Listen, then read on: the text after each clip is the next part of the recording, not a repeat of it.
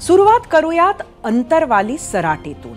मराठा विरुद्ध ओबीसी हा संघर्ष आणखी चिघळू शकतो, कारण मराठा आंदोलक मनोज जरांगेंनी पुन्हा एकदा एल्गार केलाय। आज मनोज जरांगे पाटलांना रुग्णालयातून डिस्चार्ज मिळाला।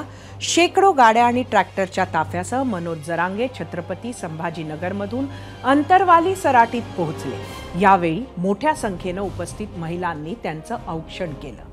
यानंतर आंदोलनस्थळी मनोज जरांगे छत्रपती शिवाजी महाराजांच्या पुतळ्यापुढे नतमस्तक झाले आणि त्यांनी उपस्थितांशी संवाद साधताना सरकारवर जोरदार हल्लाबोल केला।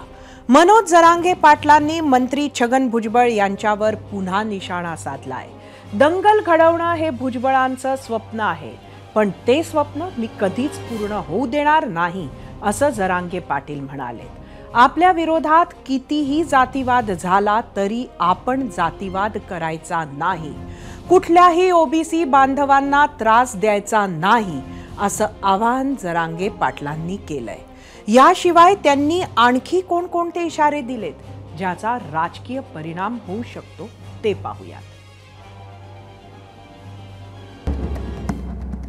छगन भुजबळांचं स्वप्न आहे दंगली घडवण्याचं, ते मराठीने पूर्ण नाही होऊ द्यायचं। आता एवढ्या सांग भाऊ, छगन भाऊ, तो असा इंगा Jerry Tu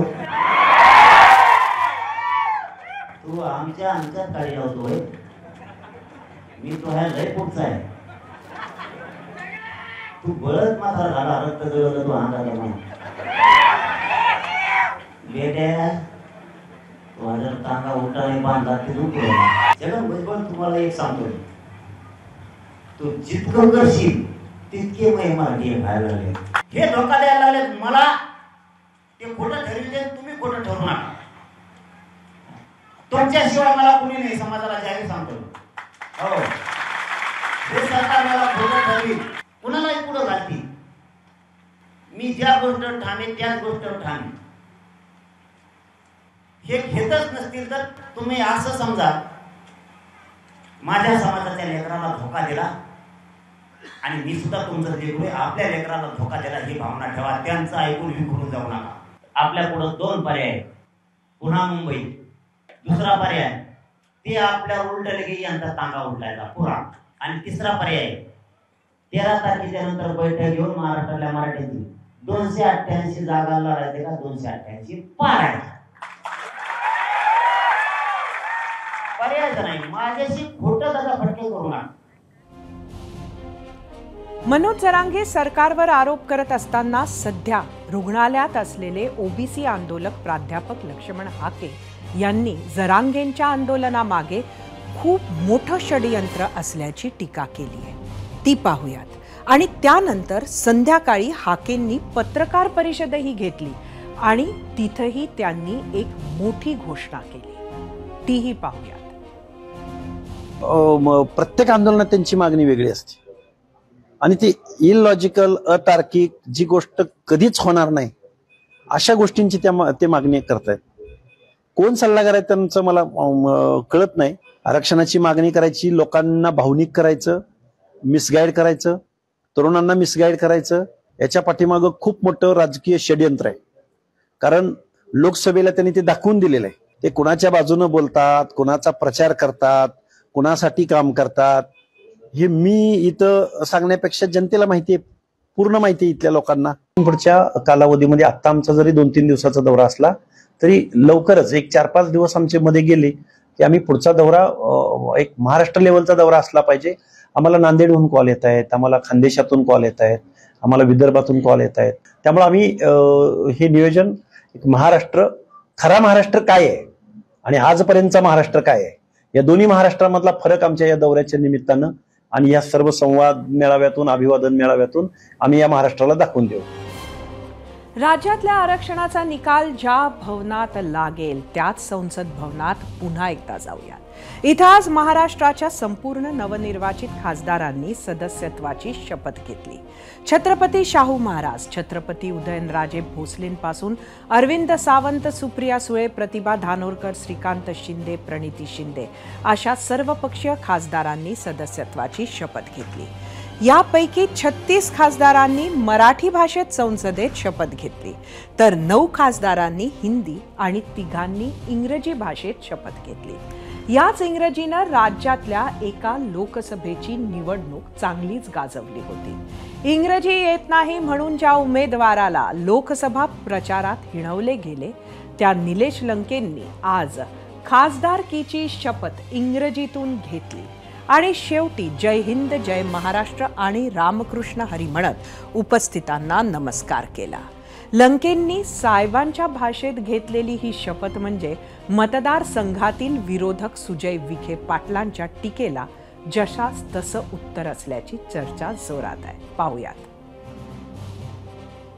I, Nilesh Nyandev Lanke, having been elected a member of the House of the People, do swear in the name of God that I will bear true faith and allegiance to the Constitution of India as by law established, that I will uphold the sovereignty and integrity of India, and that I will faithfully discharge the duty upon which I am about to enter.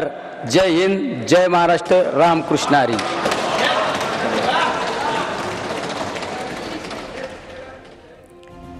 खासदारकीची शपथ इंग्रजीतून घेत निलेश लंकेंनी पुन्हा एकदा सुजय विखेंवर कुरघोडी केली आहे. त्याचं कौतुकही होतंय. त्यांच्याच राष्ट्रवादी काँग्रेस शरदचंद्र पवार पक्षाचे शिरूरचे खासदार डॉक्टर अमोल कोल्हेंनी सोशल मीडियावर अमिताभ बच्चनचा लोकप्रिय डायलॉग पोस्ट करत "you can talk English, walk English, English is a funny language" असं लिहित लंकेंवर स्तुतीसुमनं उधळली. तर हिंगोलीचे शिवसेना ठाकरे गटाचे खासदार नागेश पाटील आष्टीकर आणि काँग्रेसचे गडचिरोलीचे आमदार डॉक्टर नामदेव किरसाद हे खासदारकीची शपथ घेत असताना हंगामी लोकसभा अध्यक्ष भर्तृहरी महताब यांनी आक्षेप घेतला. नागेश पाटील आष्टीकर यांनी खासदारकीची शपथ घेताना बाळासाहेब ठाकरे यांच्या नावाचा उल्लेख केला होता, तर नामदेव किरसाद यांनी इंग्रजीतून शपथ घेताना इन द नेम ऑफ गॉडच्या जागी in the name of constitution असं म्हटल्यामुळे लागलीच लोकसभा अध्यक्षांनी त्यांना रोखलं. तसंच खासदारकीची शपथ घेताना जे लिहिलं आहे त्यानुसार शपथ घ्यावी अशी सूचना केली. त्यानंतर या दोन्ही खासदारांनी पुन्हा खासदारकीची शपथ घेतली. मी नागेश बापूराव पाटील आष्टीकर लोकसभा सदस्य म्हणून निवडून आलो असल्याने दत्त महाराज, हिंदू हृदय सम्राट बाळासाहेबजी ठाकरे व माझे वडील बापूरावजी पाटील आष्टीकर यांना स्मरून शपथ घेतो की मी विधी द्वारा स्थापित भारतीय संविधानाप्रती अनन्य श्रद्धा व निष्ठा बाळगीन, भारतीय संविधानाचे आणि भारतीय एकात्मतेचे निर्वाहाने ऐसा नहीं करना है स्मरण करेन आणि जे कर्तव्य आता मला प्राप्त होते आहे ते नेकीने पार पाडेन. ऐसा नहीं करना. जो दिया गया है नीचे जो रखा है मराठी में वही पढ़िए. मराठी नहीं, इट इज समथिंग एल्स. जो दिया गया है वही पढ़िए जी. नीचे रखा है जो. Thank you. Okay. Me doctor Namdev Kirsan, son of Dasaram Kirsan, having been elected a member of the House of the People, do swear in the name of Constitution of India that I will bear true faith and allegiance to the Constitution of India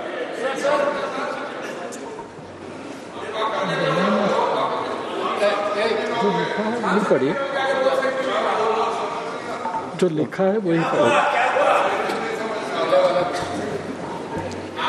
please read whatever is written. Okay. Oath और affirmation. Yes.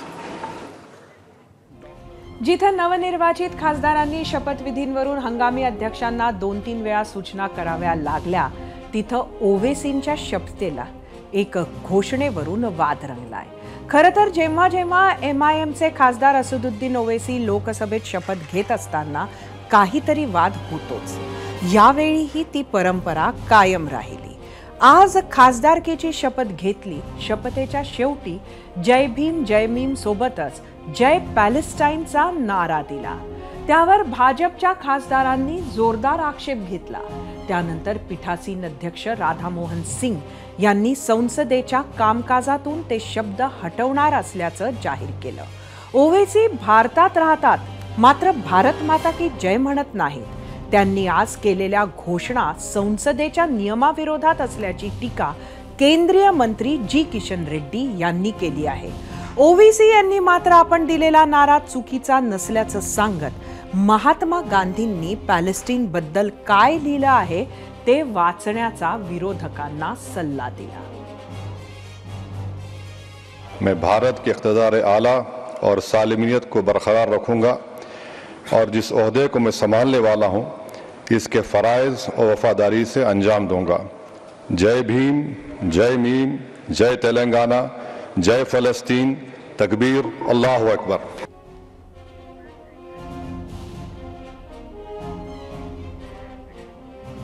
कोण होणार लोकसभा अध्यक्ष हे जवळपास निश्चित आहे, पण ही निवडणुकीची वेळ का आली हाच मुद्दा आहे. त्यावरच्या प्रश्नावर महाराष्ट्रानं दिलेला कौल पाहण्यासाठी जाऊया आपल्या पोल सेंटरवर.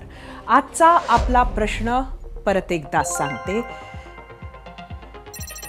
इतिहासात तिसऱ्यांदाच लोकसभा अध्यक्षपदाची निवडणूक होते. भाजपनं उपाध्यक्षपद विरोधकांना देत निवडणूक बिनविरोध करावी का? एकूण 12,000 मतं यूट्यूबवर. 80% होय म्हटलंय, 20% नाही.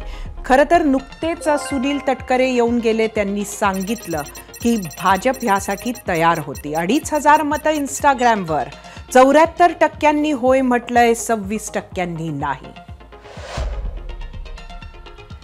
फेसबुकवर 54% होय म्हटलंय, 46% नाही. एक्सचा कौल बघूया. 62% होय म्हटलंय, 38% नाही.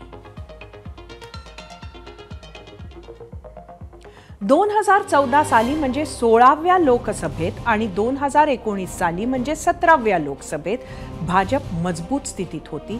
स्पष्ट बहुमत होतं. NDAकडे 300 पेक्षा जास्त जागा होत्या. काँग्रेस सारखा सर्वात जुना पक्ष आधी 44 आणि नंतर फक्त 52 जागांवर अडकला होता. सर्वच विरोधी पक्ष विखुरलेले होते. मोदींच्या झंझावातापुढे गांगारून गेले होते. त्याचा फायदा संसदेचं कामकाज चालवताना भाजपला झाला नसता तरच नवल. 2014 साली तांत्रिक मुद्द्यावर काँग्रेसला लोकसभेचं विरोधी पक्षनेतेपद सुद्धा मिळू दिलं नव्हतं. लोकसभा अध्यक्ष आणि उपाध्यक्षाच्या निवडीत सहसा प्रथा परंपरा पाळल्या जातात. सत्ताधारी पक्षाचा अध्यक्ष तर विरोधी पक्षाचा उपाध्यक्ष असतो, हा अलिखित नियम आहे म्हणूयात. मात्र 2014 साली भाजपच्या सुमित्राताई महाजन लोकसभा अध्यक्ष झाल्या, तर तेव्हा भाजपचे मित्र पक्ष असलेल्या अण्णा द्रमुकचे तंबीदुराई उपाध्यक्ष बनले. 2019ला भाजपचे ओम बिर्ला लोकसभाध्यक्ष बनले, पण उपाध्यक्षपद पूर्ण 5 वर्ष रिक्तच ठेवण्यात आलं होतं. यावेळी परिस्थिती वेगळी आहे. भाजप बहुमतापासून दूर अडकली आहे. काँग्रेस 100वर पोहोचली आहे आणि सर्व विरोधी पक्ष इंडिया आघाडीच्या रूपानं मजबूत उभा आहेत. त्यामुळे लोकसभा उपाध्यक्ष निवडीवरून मोदी सरकारला संसदेत पहिला विरोध पाहायला मिळत आहे. भाजपचे ओम बिर्ला लोकसभा अध्यक्ष होणार हे नक्की आहे, पण आजचा इंडिया आघाडीचा रेझिस्टन्स ही एक झलक आहे. मोदी सरकार समोरील वाट आधीच्या 2 टर्म एवढी सोपी नसेल. मोदी सरकार 2 पावलं मागे जात विरोधी पक्षांना उपाध्यक्षपद देऊन प्रथा पाळेल की पहिल्याच दिवशी सुरू असलेला संघर्ष पुढे कायम ठेवेल, हे उद्या सकाळपर्यंत स्पष्ट होईल. त्याची छोट्यात छोटी अपडेट तुमच्यापर्यंत आम्ही पोहोचवतच राहू. एबीपी माझा, उघडा डोळे बघा नीट.